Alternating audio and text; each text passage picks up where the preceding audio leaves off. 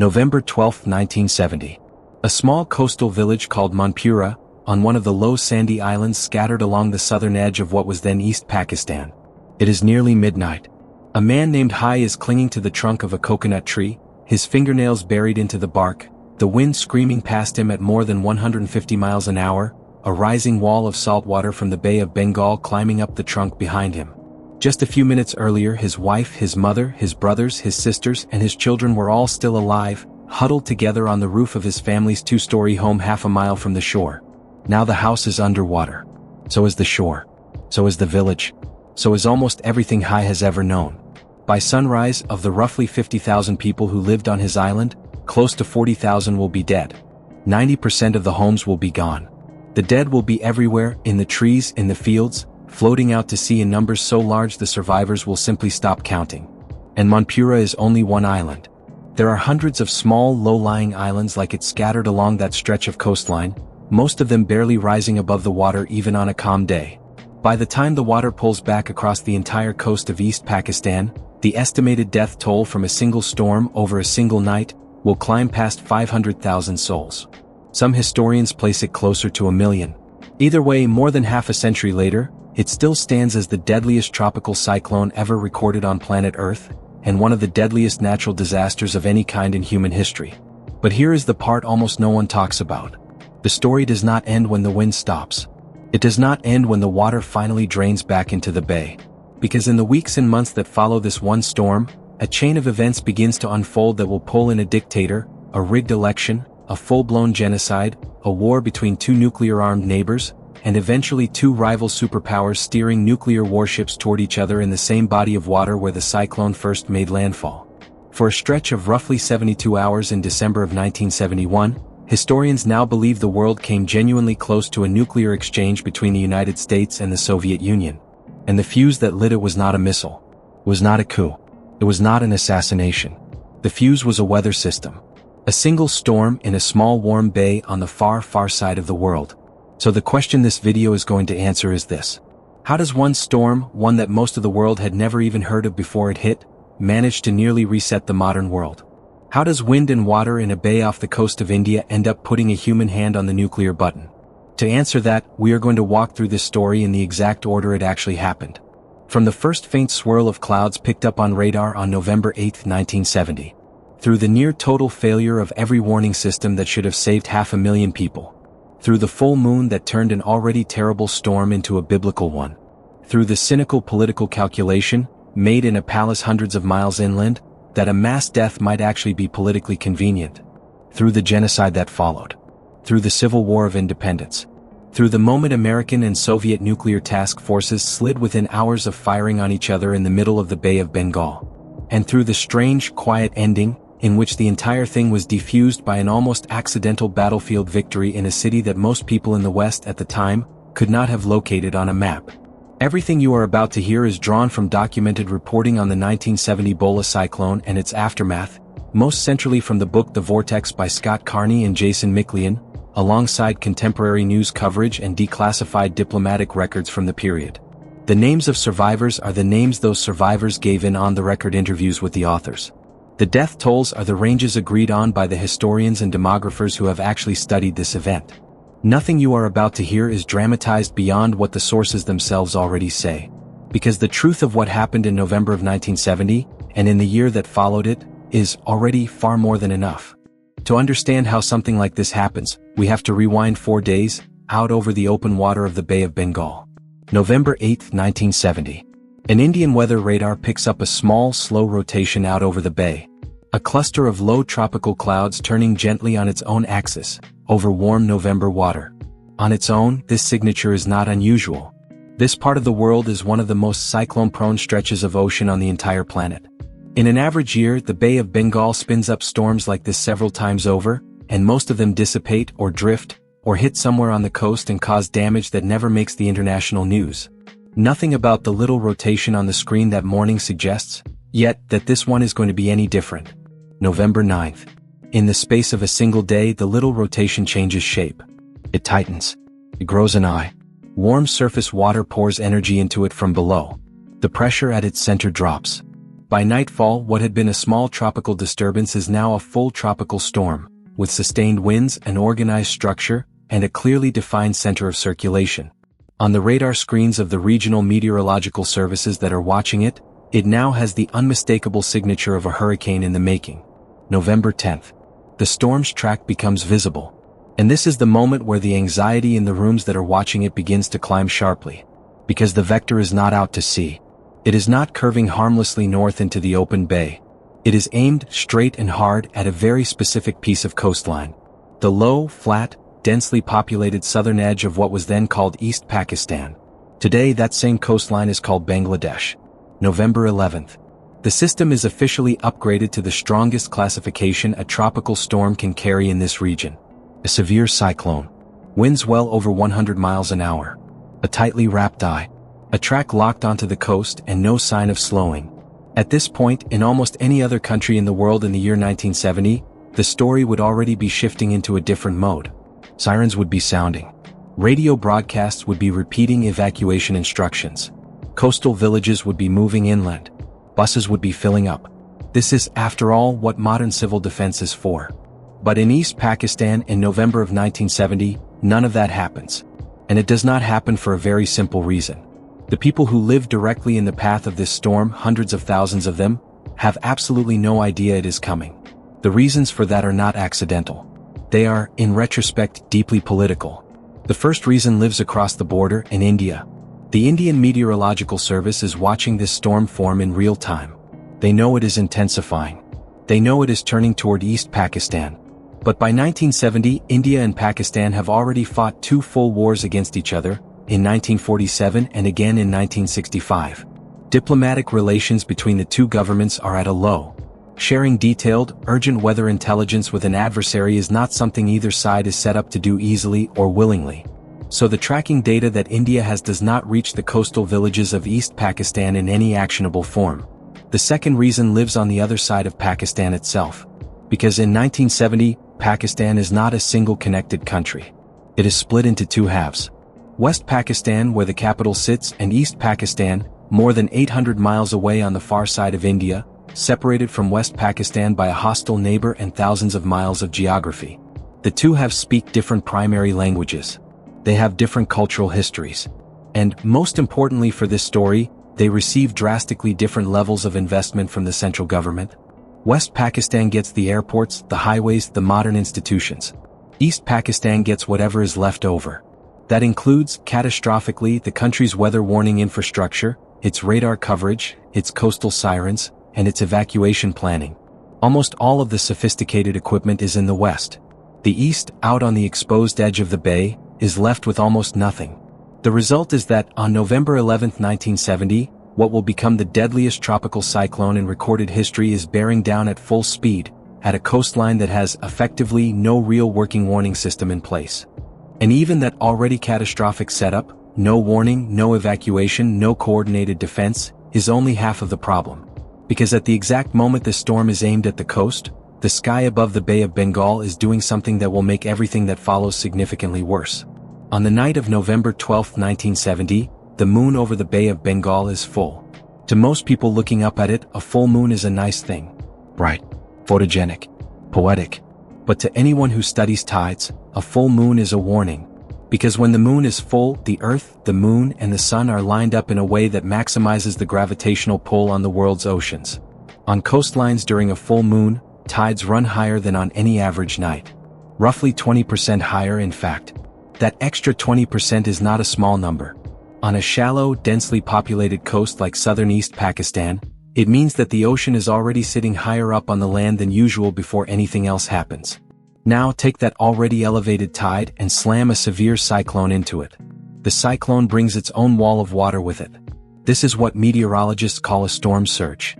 The intense low pressure at the center of the storm literally sucks the ocean up into a mound, and the wind then pushes that mound of water toward the shore. On a normal night on this coastline, a storm surge from a cyclone this strong might already be enough to drown thousands of people. On a full moon night, it is something else entirely. The high tide raises the baseline. The storm surge stacks on top of it. And what should have been a bad flood becomes, instead, a wall of ocean water that can reach 30 feet in height and sweep miles inland. The Bola cyclone is about to hit at the single worst possible astronomical moment. And it is only on November 12th itself, the day the storm makes landfall, that the East Pakistani Meteorological Department finally manages to push out a real warning to the public. A radio message going out over the airwaves in a jumbled, hurried string of words. Great dangers ahead. Scale 4. Now on paper, Scale 4 sounds serious. In the classification system the West Pakistani meteorologists were using, Scale 4 was in fact the highest and most dangerous category a storm could reach. Roughly the equivalent of saying, this is as bad as it gets, take absolute shelter. But here is the catch. In East Pakistan on the coast, the population is not using the same scale. The scale they know, the scale they grew up hearing about in the marketplace and on older broadcasts, runs from 1 to 10. On a 1 to 10 scale, 4 is not a monster. 4 is a middling storm. 4 is annoying. 4 is something you close the shutters for and then get on with your day. So when farmers and fishermen and mothers along the coast hear the crackling radio voice say Scale 4, they do not hear a warning that the deadliest storm in modern history is about to erase their village. They hear a routine mid-level cyclone alert for a region that gets cyclones all the time. And they shrug it off. And the tragedy is that this confusion, this scale mismatch between the two halves of the country, was not new information. Previous deadly cyclones had already killed thousands of people on that same coast in earlier years. After those disasters, the central Pakistani government had actually reached out to the American government for help in building a better warning and preparedness system for the region. Plans had been drawn up. Assistance had been discussed. But for the same underlying political reasons that had left East Pakistan under-equipped in the first place, the most important pieces of that plan had never actually been implemented. Bureaucracy stalled. Priorities shifted. The East once again got last in line. So on the afternoon of November 12, 1970, all of the pieces are in place. A severe cyclone. A full moon. A 30-foot storm surge in the making. A coastline of hundreds of thousands of people who either did not hear a warning at all, or heard one and misread it as routine. No sirens. No evacuation buses. No shelters worth speaking of. Just the sun starting to set, the wind starting to rise, and somewhere out over the bay, a black wall of clouds and water beginning to move toward the shore. The Bola cyclone made landfall on the coast of East Pakistan on the night of November 12, 1970. By the time the leading edge of the storm reached the shore, the sun had fully set. And on a coastline with almost no electricity to speak of, no streetlights, no illuminated buildings, no functioning grid to push back against the dark, the night that arrived was total. Pitch black. The kind of dark where you cannot see your own hand held out in front of your face. And into that dark came the storm. The first thing most people along the coast felt was the wind. Not a rising, gradual wind like a normal storm builds. This was different. This was, essentially, a wall of moving air. Sustained winds in the range of 150 miles an hour, with gusts on top of that. At those speeds, wind stops behaving like weather and starts behaving more like a solid object. It rips palm fronds out of trees sideways. It picks up loose debris, boards, roof panels, buckets, and turns them into flying blades. It drives rain into human skin at an angle so flat, and with such force, that survivors would later describe it not as rain but as being pelted by thousands of small hard pellets, over and over, without stopping. But the wind, as bad as it was not the killer. The killer was the water. Because along with the wind, the storm dragged the ocean with it. The combination of the intense low pressure at the storm's center and the driving wind at its edges pushed the surface of the Bay of Bengal into a massive, moving wall of seawater. And that wall then met a coastline that was already sitting under an artificially high full moon tide. There was no elevated ground to stop it. Most of the shore is only a few feet above sea level on a good day. When the surge arrived in some areas, the water rose to a height of roughly 30 feet, and it did so extremely fast. Some of the survivors who lived through it described the entire flood, from ankle deep to over the roof, as happening in a span of no more than 8 to 10 minutes. 10 minutes. That is how much time hundreds of thousands of people had, if they even understood what was happening, to try to save themselves. For most of the villages along the coast, 10 minutes was not remotely enough. Homes in this region in 1970 were mostly single-story structures built out of bamboo, mud, tin, and wood. Very few were made of concrete. Almost none were built to withstand a 30-foot surge of moving salt water. Entire villages were, quite literally, lifted off their foundations and dragged out to sea, along with everyone who had been inside them. Families were separated in seconds. Children were pulled from the arms of their parents by the current and vanished into the black water in the dark. In many cases there were no last words, no time to say goodbye. There was the sound of the wind, and then the sound of the water arriving, and then there was no more sound at all. For those who somehow survived the first minute, the only real strategy was to try to get higher. Climb something. Climb anything. People climbed onto rooftops when there were rooftops left. They climbed trees, especially palm trees and coconut trees, which are common all along that coast and which bend without snapping in strong wind. They climbed each other. They climbed onto floating pieces of their own destroyed homes and clung on with whatever strength they had. And even then, most of them were still not high enough. The water simply kept coming, past the height of a person, past the height of a single-story home, past the height of a two-story home, until in many places only the tops of the tallest trees and a handful of the tallest buildings still poked above the surface, like small dark islands in a sea that had no business being where it was. This is the world that a man named Hai found himself waking up into that night. And his family's story is one of the clearest windows we have into what those hours actually felt like. Hai lived on the island of Manpura, one of those low sandy islands off the southern coast, with his wife, his mother, his brothers, his sisters, and his children. Their home was, by local standards, actually one of the more solid houses in the village. It had 2 stories, which was unusual. Most of the homes around it had only one. His family, in other words, was, on paper, better positioned than most of their neighbors to survive a big storm. They had heard the same confused radio message everyone else on the coast had heard. Great dangers ahead. Scale 4. Like almost everyone else, they had understood it as a routine storm warning. Nothing to lose sleep over. Their home was more than half a mile from the shore. In a normal cyclone season, half a mile of inland distance is a real buffer. But this was not a normal cyclone. When the flood arrived, Hai and his family climbed to the 2nd floor. The water rose. They watched quietly as it climbed up the steps behind them. And within minutes they were doing the calculation silently that no one wants to do. Because the water was not stopping at the 2nd floor. It was still coming. The family began to sob, even the men. His mother. His wife. His brothers. His children. All of them in a room in the dark, in the wind, watching an ocean climb toward them, in a house that was supposed to be safe. Hai, thinking fast, realized there was one option left. About 2 feet from the wall of the house stood a tall, thick coconut tree. Coconut trees in that region are famous for bending in high wind rather than breaking. If they could all jump from the roof of the house across that 2-foot gap to the trunk of the tree and cling to it, they might survive the surge. Hai told his family the plan and said he would go first. He climbed onto the roof of the house.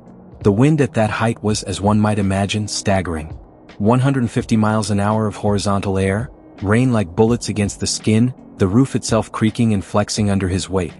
In pitch darkness, without being able to see clearly what he was jumping toward, he jumped. He made it. He grabbed the trunk of the coconut tree, wrapped his arms around it, and shouted back toward the roof. I made it. I made it. He waited for one of his family to come next. No one answered. He shouted again. Nothing. And then, in the middle of the roar of the wind, he heard something worse than silence. He heard a wave crash directly over the top of the house. Hai kept calling out into the dark. He called for his mother. He called for his wife. He called for his children. The wind swallowed his voice. The water kept rising. And for the next several hours, he clung to that coconut tree, his arms bleeding from where he had ground them into the bark, trying to keep his grip, at some point stopping calling out for his family and starting instead to call out to God. At some point in the middle of those hours, the storm suddenly stopped. The wind died down. The rain softened to a trickle. Hai looked around and, in the strange greenish light of what he later understood was the eye of the storm passing overhead, he saw what was left of his world. Water. Debris. Bodies. Floating everywhere. The only landmarks he could still recognize above the waterline were the tops of a few tall trees and the upper 3 feet of the local Manpura High School, a 3-story concrete building. Then, in the strange silence, he heard someone shouting for help. It was his uncle and aunt, still trapped inside their home nearby. Hai jumped off the tree, swam to their house, tore a hole in the roof and pulled them out. When he asked where the rest of the family was, his uncle simply said, "They are all gone." And then, from far out over the ocean, came the sound Hai would later describe as a group of diesel trucks starting up all at once. The far edge of the eye was passing. The other side of the storm was returning. He and his uncle and his aunt grabbed the trees again, dug their arms in and held on through the rest of the night, until the sky at last began to gray with the dawn.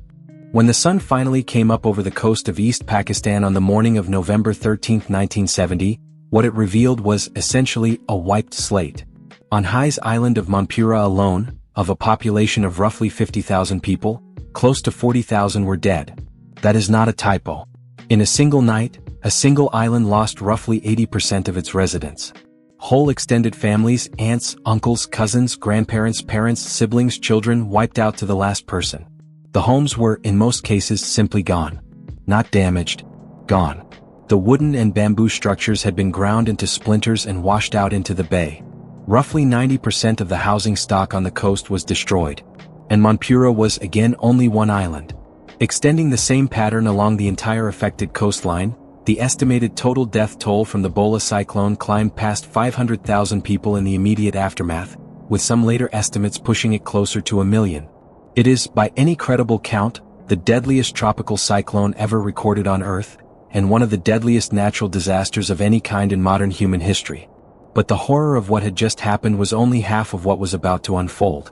Because in the days that followed, as the survivors tried to make sense of what had hit them, a second very human catastrophe began to emerge alongside the natural one.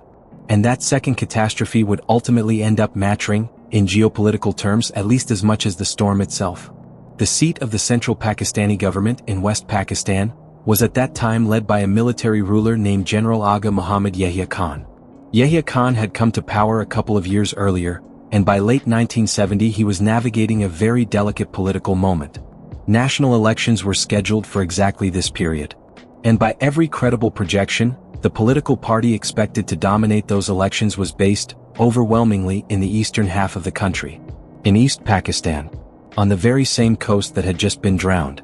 Yahya Khan and his generals in the west did not have a lot of political love for the east to begin with. The east was culturally different, linguistically different, economically neglected, and, from the perspective of the Western military establishment, politically inconvenient.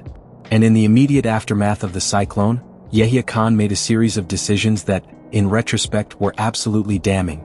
The central government's disaster response to the deadliest storm in recorded history was, put simply, almost nothing. Aid was slow, disorganized, and in many places along the affected coast, effectively never arrived at all. According to accounts reported later, including in the reporting compiled by Scott Carney and Jason McLean in The Vortex, this was not simply incompetence. It was, in significant part, a choice. One of Yahya Khan's own generals is quoted in that reporting as having described the storm, coldly, as, and this is close to the exact phrasing, a cyclone that solved about 500,000 of their problems. The there in that sentence refers to the East Pakistanis. The problems, from the perspective of that regime, were things like voters they did not want, and voices they did not want to hear. 500,000 dead, and the private assessment inside the ruling apparatus was that this was, at least in part, politically convenient. This attitude did not stay private for long. Word of the government's non-response and of the contempt behind it moved fast through the surviving population of East Pakistan. And it landed on a population that had, just weeks earlier, watched their families drown in the dark. What began that morning as the sun rose over a broken coastline was not just grief. It was a fury directed at a specific set of people, sitting in a specific set of offices hundreds of miles away in the west. And that fury was about to reshape the map of South Asia. The Pakistani general elections went ahead in December of 1970, only weeks after the cyclone. And what happened at the ballot box was, from the perspective of Yahya Khan's regime, an absolute disaster. The party that dominated the vote was the Awami League, an East-based political movement led by a Bengali politician named Sheikh Mujibur Rahman. Mujib, as he was widely known, had campaigned hard on themes of Eastern political autonomy, of economic fairness between the two halves of the country, and, critically, on the utter failure of the central government to protect its own citizens on the coast during the cyclone. He had shown up. He had spoken out. He had, in the eyes of the surviving population of East Pakistan, been the human being in a position of power who actually acted like their lives mattered. The Awami League won so decisively that, under any normal democratic system, Mujib should have become the next prime minister of a united Pakistan. The math simply pointed there. Yahya Khan's regime refused to accept the result. Instead of handing over power, the military government stalled negotiations, refused to seat the new assembly, and eventually, in the spring of 1971, decided to try to solve the political problem through force. Mujib was arrested and jailed in West Pakistan. And in the east, the Pakistani army launched a large-scale military operation aimed at crushing the political and civil leadership of the Bengali population. What followed, from the spring of 1971 onward, is now widely referred to by historians as the Bangladesh genocide. Estimates of the number of Bengalis killed by the Pakistani military and its aligned paramilitary forces during those months vary widely by source, but even the more conservative figures run into the hundreds of thousands, and the higher estimates run into the millions. Alongside the killing came mass sexual violence and one of the largest refugee flows of the 20th century, as roughly 10 million people fled across the border into neighboring India to escape the violence. Yahya Khan, according to reporting compiled in the same historical work referenced earlier, is quoted as having framed the operation with a chilling calculation. Close to his exact phrasing, the idea was that if they killed a large enough number of Bengalis, the survivors would fall in line. Kill enough, break enough, and the political problem solves itself. This is the same regime, and in some cases literally the same officials, who had only months earlier watched a natural disaster kill 500,000 of the same people and shrugged. Meanwhile in India, this was becoming an impossible situation to ignore. 10 million refugees were now on Indian soil, straining resources, camps, and patience. The Indian government under Prime Minister Indira Gandhi began quietly supporting the Bengali resistance movement, which had by this point declared its intention to break away from Pakistan entirely and form an independent country. That country would eventually be called Bangladesh. By late 1971, the covert support had shifted into open military intervention. India entered the war directly on the side of the Bengali resistance, and Indian forces began moving into East Pakistan in strength. The Pakistani military, already stretched thin fighting an insurgency in the east, was now facing a full conventional war against a much larger regional power. At which point the conflict, which had started as a natural disaster in a small bay, and then become a domestic political fight, and then become a civil war and a genocide, quietly stopped being just a regional South Asian conflict at all. Because in the winter of 1971, both of the world's two nuclear-armed superpowers took a very hard look at what was happening in the Bay of Bengal, decided the outcome of this specific war mattered to their global position, and then made a series of moves that would push the world, in a matter of days, closer to a full strategic nuclear exchange than most people alive today have any memory of. The country that moved first was the United States. At the time, the American president was Richard Nixon, and his national security advisor was Henry Kissinger. Nixon and Kissinger, for a mix of geopolitical reasons, were closely aligned with Pakistan. Pakistan had recently been serving as a critical secret back channel between Washington and Beijing, as the Nixon administration was in the middle of opening formal relations with China. Yahya Khan's regime had personally helped set that channel up. And, at the human level, Nixon frankly disliked Indira Gandhi and disliked India as a whole. So when India intervened openly on the side of the Bengali rebels in late 1971, the White House response was not neutral. It was aggressively pro-Pakistan. That response took the form of an actual naval deployment. The United States ordered a carrier battle group, centered on the USS Enterprise, into the Bay of Bengal. And the Enterprise was not just any warship. It was, at the time, the largest and most powerful aircraft carrier in the world, and it was nuclear-powered. Its escort task force carried, between them, nuclear weapons capable of destruction on a scale that some later analysts have compared, in raw explosive terms, to something on the order of thousands of Hiroshima-scale bombs. Officially, the Enterprise was being sent to the region for humanitarian evacuation purposes. In practice, it was widely understood at the time and since as a direct signal to India. Back off. Or else. The Soviet Union, which was closely aligned with India, saw the American move and responded in kind. Moscow ordered its own naval task force into the Bay of Bengal to shadow the Americans. Soviet ships also carrying nuclear weapons. The two superpower fleets began sailing toward each other in the same relatively small body of water, off the same drowned coastline where the Cyclone had made landfall roughly a year earlier. For a period of several days in December of 1971, the situation in the Bay of Bengal was, in the assessment of historians who have studied the declassified diplomatic cables from that period, genuinely, seriously dangerous. Not dangerous in the vague sense that the Cold War was always dangerous. Dangerous in the specific sense that two nuclear-armed navies from two rival superpowers were shadowing each other in confined waters, with unclear rules of engagement, in support of two different sides of an active, hot, conventional war being fought by their proxies on land. The private communications going back and forth between Washington and Moscow during those days have, in the years since, been described in stark terms. Historians who have gone through the declassified record generally agree that both sides, in effect, communicated to each other that if the other blinked first, fine, and if not, they were prepared to see this through. Neither side blinked. The ships kept closing distance. The clock kept moving. By some later accountings, the world was, at that specific moment, only a matter of days, possibly hours, away from a chain of events that could have crossed from a regional South Asian war into a superpower nuclear exchange. Which is another way of saying that a hurricane in a small bay off the coast of India had, through 14 months of political dominoes, quietly walked the human species right up to the edge of a nuclear war. The exact edge. And it did it, essentially, without most of the world ever really noticing that it was happening. Because in New York, London, Paris, and Tokyo in December of 1971, most people were thinking about Vietnam or Christmas, or their own domestic politics. Not about the fact that, on the far side of the world, in the same water where 500,000 people had drowned just over a year earlier, 2 nuclear fleets were slowly playing a game of chicken with the future of the planet. And here is the part that is almost hard to accept, even when you lay it out step by step. None of the men making those decisions in Washington or Moscow in December of 1971 would have said out loud that they were escalating toward a nuclear confrontation because of a storm. To them, this was about global posture, about China, about refugees, about who owned the 20th century. The cyclone, to those men, was ancient history, background noise, a footnote in a briefing document. But you cannot understand how their ships got to that piece of water, at that moment, in that configuration, without following the chain of consequences all the way back to a rotating cluster of clouds that had appeared on an Indian radar screen 13 months earlier.